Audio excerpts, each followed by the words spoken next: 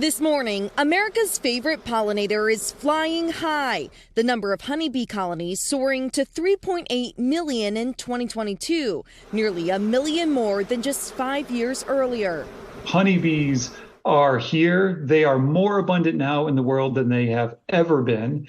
There are honeybees everywhere, Including social media, where hashtag Beekeeper has racked up billions of views. And it was another great day of saving the bees. With more people picking up beekeeping as a hobby and booming demand from the pollinator from the almond milk industry, honeybees are now the fastest growing livestock segment, according to analysis from the Washington Post. A buzzworthy recovery since the early 2000s when mysteriously collapsing colonies alarmed beekeepers nationwide. Empty box, no bees.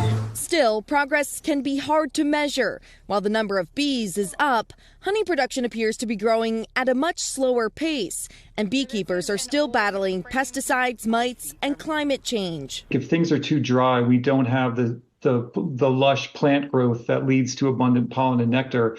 If it's too wet, sometimes that can even wash flowers out and we lose again pollen and nectar. Lots of drones here. Lindy Simone, the owner of Goose Rock Farm, says she just had one of her most difficult years yet in her 3 decades of beekeeping. What are the greatest challenges as a beekeeper? The little bug, barely the size of a pinhead, called a varroa mite. It kills colonies every year. It kills millions and millions of bees, millions of colonies.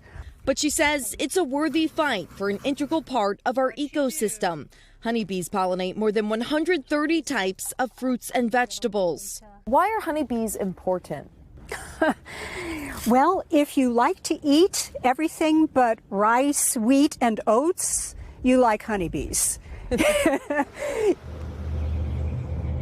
Pretty incredible. And while honeybee populations are bouncing back, some of their fellow pollinators are not. Scientists say nearly 40% of native pollinators are at risk of extinction. One of the easy ways you can help out, merely by planting native wildflowers or flowering trees in your backyard. And there's a beautiful benefit to it as well. Guys, back to you. Absolutely. All right. Thank you, Emily.